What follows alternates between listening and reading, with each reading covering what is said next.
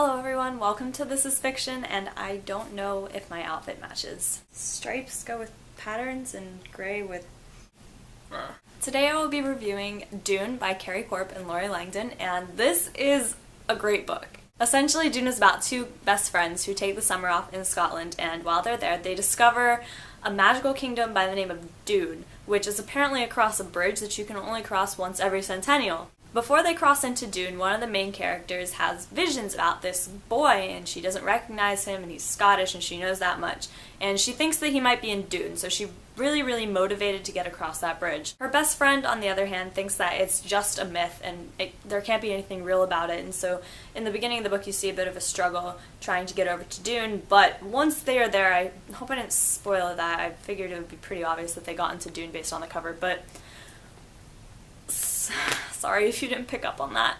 Once they get into Doon, they find this beautiful kingdom that is somehow facing some sort of dark magic, and it's all very complicated. You have to read it. This is the part where it gets kind of spoilery if I continue into the summary, so you'll have to read the book to find out, and I'll post the summary in the doobly-doo. Here in America, the weather is great. It's hot, it's beautiful, and it's perfect pool weather, and I am not the type of person that likes hot weather, so this is a very bad place for me to be at this time of year.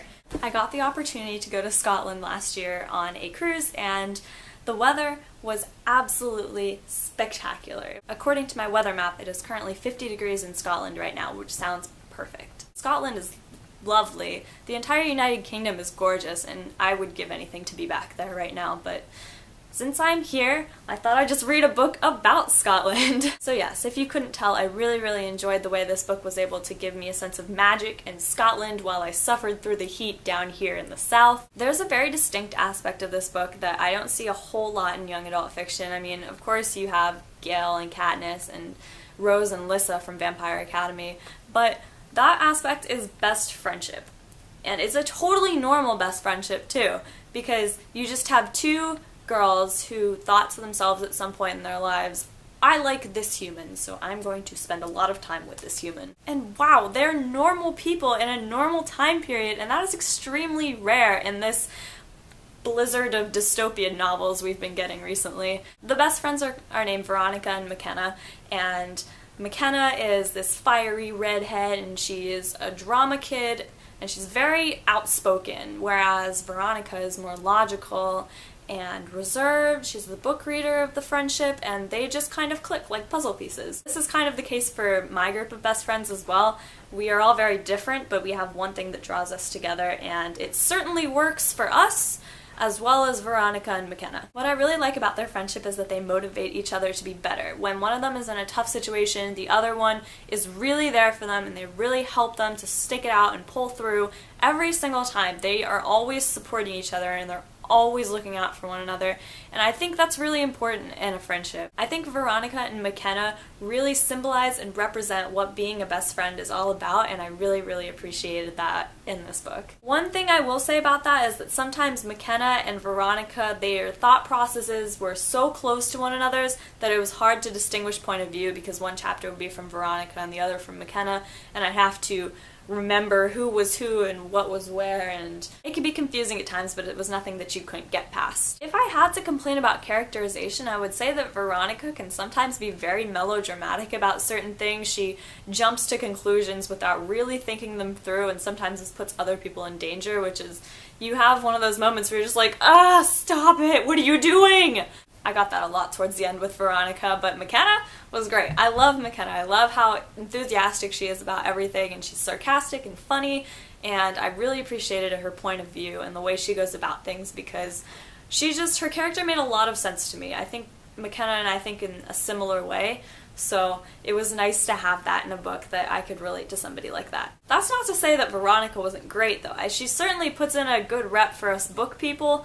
Although she might be reserved at times, she was still very out there and adventurous and daring, and she was willing to believe in the magic of Doon, which was kind of a big deal because Mackenna didn't, and I am all about fairy tale magic. It's just, like, throw me back to my childhood. I am so okay with that, and that was one of the best things about Doon, was its ability to transport you to this magical place where there are problems, there are serious problems, but they're not so serious that you can't enjoy all the beautiful things about the place at the same time. As far as the love interest went, I really liked Jamie. He had this responsibility complex where he wanted to go out and he wanted to do things and he wanted to love whoever he wanted to love, but he couldn't because he had an entire kingdom of people looking up to him to save them and do what was best for the kingdom.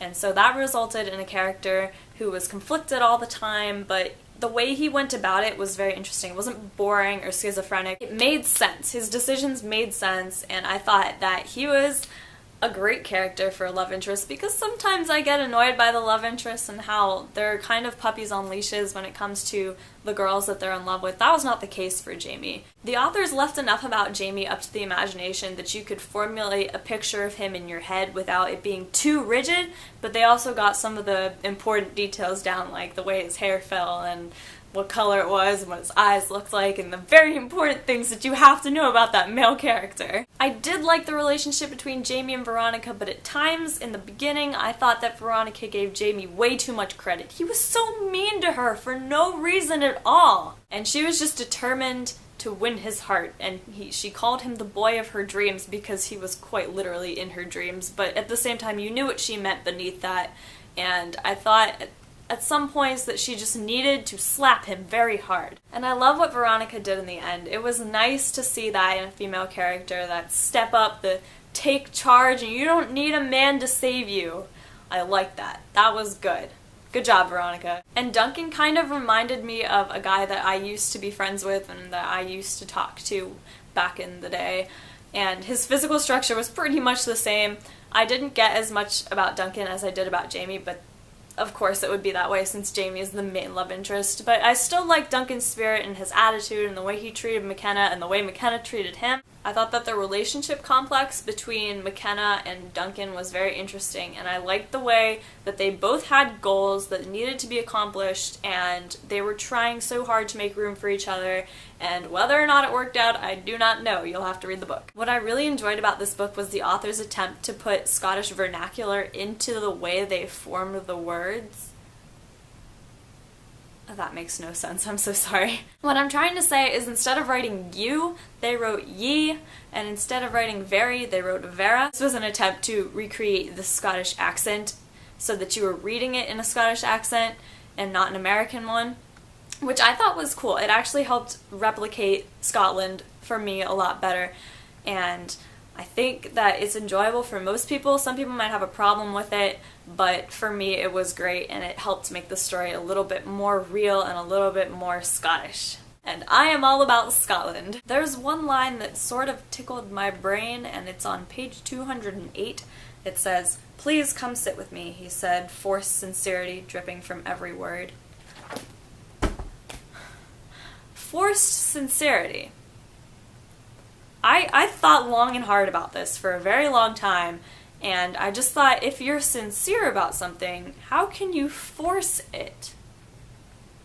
But at the same time, I know what the authors mean. He's genuinely trying to be sincere, and he's forcing that sincerity. And is it sincerity?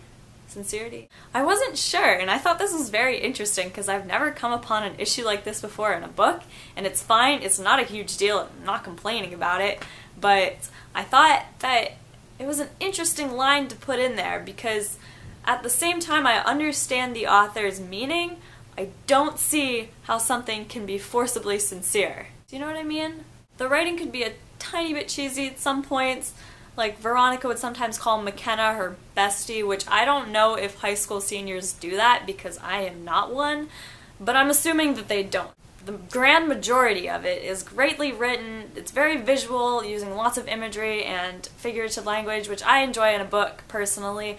So I really, really enjoyed the way this book was written, the way the setting was laid out and the characters were developed. It was all great for me, and it was a great summer read, or an anytime read, and it throws you back to all of your childhood fantasies, and it makes you once again wish that you were in a magical Scottish kingdom instead of sitting in your house in 100-degree weather.